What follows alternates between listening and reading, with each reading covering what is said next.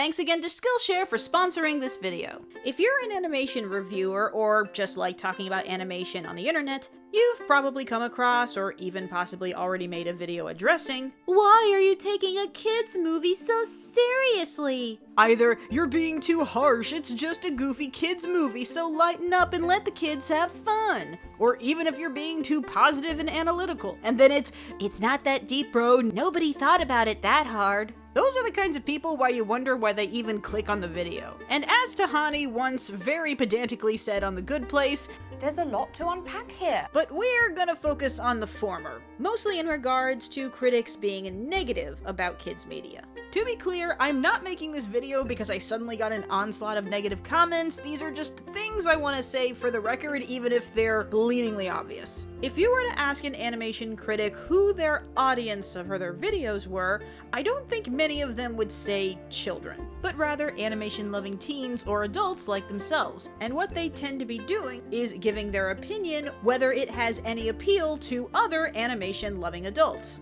and not really addressing on whether or not they think kids will like it. You know, unless they themselves say something along those lines in said video. And if someone does make excessive judgments about kids enjoying said work, like, "Ugh, kids these days, and everything made today just sucks, everything was better in my time," they are very likely massive hypocrites, as they should remember that they too were once children, who was at the time exposed to multitude of shows that were either highly criticized reboots of previous classics, low quality, or just blatant corporate pandering or toy commercials, a lot of which probably had worse social messages than today. "See, I figured it out. The worst he can do is beat me up. After he's done that, there's nothing to be scared of anymore." Okay, so that wasn't the exact takeaway, but that's what I thought it was for years. And of course, there is a difference between an all-ages movie that just happens to be PG and a movie for kids. And also, not every single animated thing is automatically a kids movie, as Brad Bird and literally every animation person ever has already made clear. But even in stuff made for kids, depending on who's making it, there is stuff to enjoy. But ideally, a person would shift expectations slightly between reviewing a Pixar movie and reviewing an episode of Sesame Street. You'd think. Now, I know that I and others have, on occasion, made hyperbolic statements along the lines of, "Even kids wouldn't like this if something is particularly bad," which of course may or may not be the case. Of course, some kids will still like it, and even some adults probably will. In my recent video from Tom and Jerry, I did make some claims about what I think would appeal to kids. And again, for the record, I have mentioned a few times that I used to be a kindergarten teacher, and as such, I have spent a certain amount of time interacted with kids and studied child psychology, which I find genuinely interesting. So I do have some background on that subject, but I am by no means an expert. And just like any review, all I'm doing is giving my take based on my experience and seeing how people respond to that. In fact, in most cases, if I'm guessing what would appeal to a child, I'm most likely thinking of my own childhood and what I would have liked rather than imagining an imaginary child. Similarly, in my Soul video, it's not as though I can guarantee that kids will be into it. I had just gotten annoyed at all of the reviews that just automatically implied that kids wouldn't, so I just wanted to make a case for why they would. Which, very surprised at how well that video did. I'm glad that people saw where I was coming from.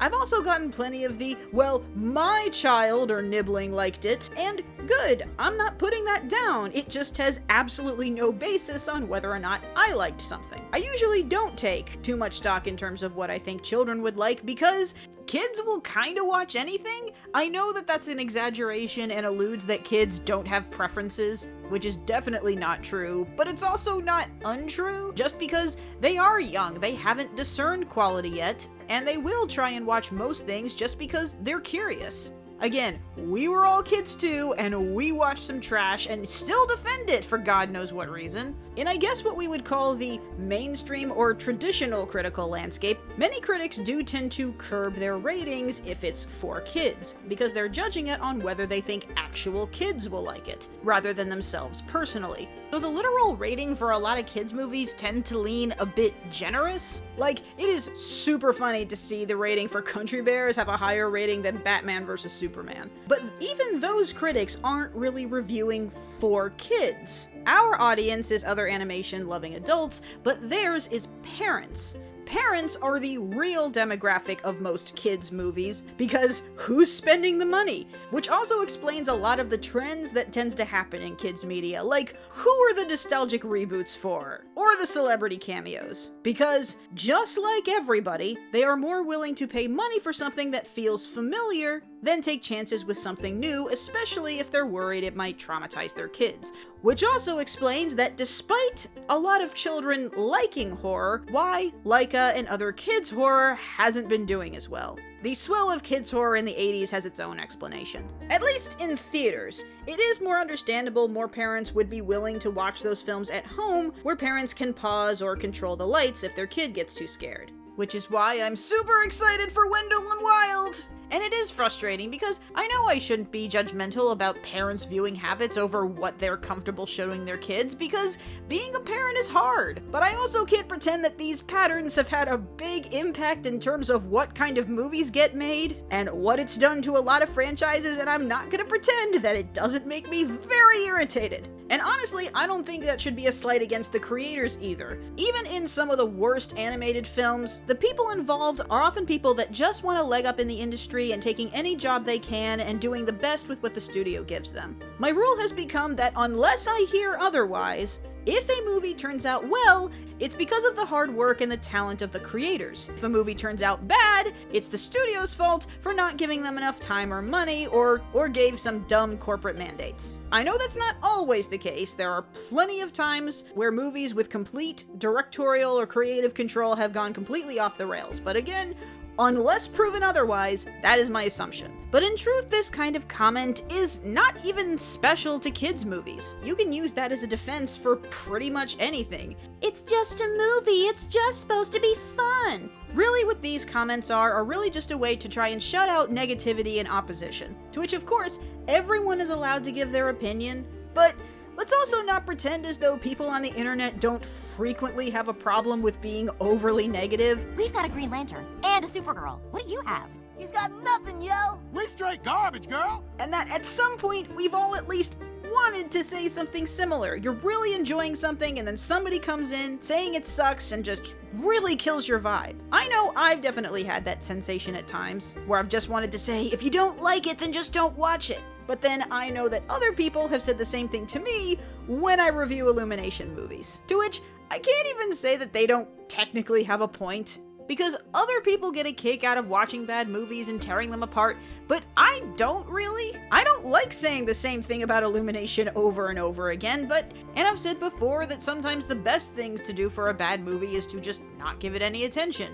And at the same time, I also know that there is a certain amount of value in watching bad movies, if only to be able to voice exactly why it is that they're bad. And also so you don't trap yourself into just watching what you want to watch and trying different things or giving something a second chance. And you can't technically verify it's bad if you don't actually watch it, but do I technically need to make a video about it? I mean, you can't exactly blame creators for negative things trending, but then again, do you want to be part of the problem or the solution? But that's kind of leading to a different topic, but that's actually the question I'll leave you with, Animaniacs.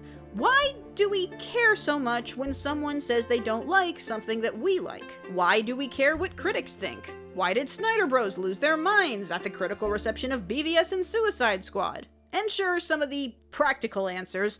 Critical reception does have some effect on box office, whether or not something will get a sequel, and whether certain people continue to have jobs. But when it's just some randos on the internet, why do we get so defensive? Let me know what you think, and it might be the topic for another video. Maybe. I don't know. Don't quote me on that. And thanks again to Skillshare for sponsoring this video. Skillshare is an online learning community built for self-motivated creatives and lifelong learners. It has literally thousands of interesting courses, whether you're determined to pick up a new skill, perfect a passion, or just fun experimentation. Topics from art, film, animation, music, covering a plethora of mediums, styles, programs, as well as skill levels. Just under creative writing, there's how to get inspired, how to flesh out characters, come up with unusual scenarios, and even language use. like descriptive writing with Kathy Fish, because a lot of creative writers really struggle with how to describe scenes and visuals in a way that doesn't get too technical or boring or bloated. You do not need to describe everything about a new character unless it's unusual or story important. The classes are mostly less than an hour, so are easily manageable, and frequently come with resources as well as projects to get your wheels turning, creating an ideal environment to explore and learn. So no ads, and they are always adding new classes and subjects. And I'm sure you'll find something that will help and inspire you too. The first 1,000 of my subscribers to click the link in the description will get a free trial of premium membership so you can explore your creativity. Thank you all, and see you next time, Animaniacs!